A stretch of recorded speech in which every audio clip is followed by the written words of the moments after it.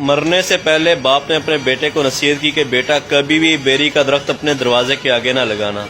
کبھی بھی عورت کو راز نہ بتانا، اور کبھی بھی کسی پولیس والے سے یاری نہ لگانا۔ وہ فوت ہو گیا تو اس کے بیٹے کو تجسس ہوا کہ ان باتوں کے پیچھے راز کیا ہے، میں ضرور معلوم کروں گا۔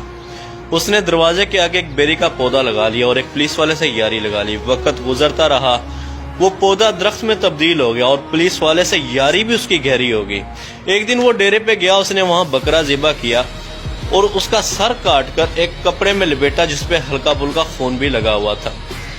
وہ لایا اور اس نے اپنی عورت کو دیا اور اس سے کہا کہ دیکھو میں نے غصے میں آ کے ایک آدمی کو قتل کر دے، یہ اس کا سر ہے، اس کو تم پیٹی میں چھپا دو اور یاد رہے کسی کو بتانا نہیں،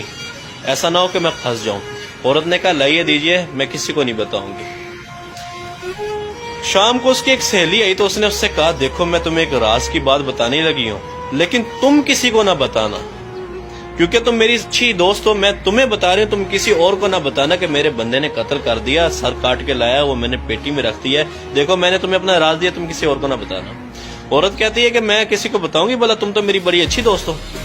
وہ نکلی،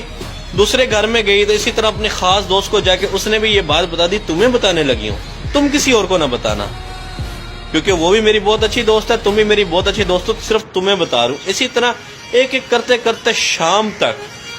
پورے گاؤں میں بات پھیل گئی کہ فلانے شخص نے قتل کیا اور اس کا سر پیٹی کے اندر پڑا ہے۔ شام ابھی رات ہوئی نہیں تھی کہ پولیس والا اور گاڑی لے کے اس کے دروازے پہ پہنچ گیا، اور دروازے پہ جیسی پہنچا اور باہر سے دروازہ کھڑکایا، فلانے باہر نکل، ہمیں پتہ چلا کہ تو نے قتل کیا ہے۔ جیسی وہ بندہ گھر سے باہر نکلا تو گھر کے آگے بیری کا درخت تھا۔ اب اس نے پگڑی پہنی ہوئی تھی۔ پنجاب کے لوگ، دیہاتوں کے لوگ آج بھی جانتے کہ پگڑی کی کیا عزت ہوتی ہے۔ جیسی وہ دروازے سے باہر نکلا تو ہوا کا جھونکا آیا اور بیری کی ٹہنی نیچے سے جو گزری اس کی پگڑی کو کانٹے لگے اور پگڑی ساروں کے سامنے نیچے گر گئی، یعنی کہ ساروں کے سامنے اس کی پگڑی نیچے گر گئی، اس کی عزت خراب ہو گئی۔ اور جیسی وہ باہر نکلا تو پولیس والا جو اس کا دوست بنا ہوا تھا اس نے اس کو گردمان سے پکڑ لیا، اس نے بولا تو نے قتل کیا، بتا کہ اس کا سر کہاں ہے۔ اس نے کہا کہ سب ٹھنڈے ہو جاؤ، میں تمہیں پوری بات بتاؤں گا، سب کچھ دکھاؤں گا بھی صحیح، لیکن 2 منٹ صبر کرو، میری بات سن لو۔ لوگوں نے کہا بھائی سناؤ کیا بات ہے، ایک تم قتل کر کے آئے ہو، ابھی ہمیں کہہ رہے تم بات بھی سناؤ گے۔ اس نے کہا بھائی دیکھو میرے باپ نے مرنے سے پہلے مجھے نصیحت کی تھی بیٹا کبھی اپنے دروازے کے آگے بیری نہ لگانا، وہ میں نے لگائی۔ دیکھو جب میں باہر نکلا تو سب سے پہلے ہوا کا جھونکا آیا، اس بیری نے میری پگڑی اتار پھینکی، ساروں کے سامنے میری عزت خراب کر دی۔ دوسرا اس نے کہا تھا کبھی عورت کو راز نہ بتانا، میں نے راز اپنی گھر والی کو بتایا، اس نے دیکھو شام تک سب کو پتہ چل گیا اور میں پھنس گیا۔ اور اس نے تیسری بات کہی تھی کبھی پولیس والے سے یاری نہ لگانا۔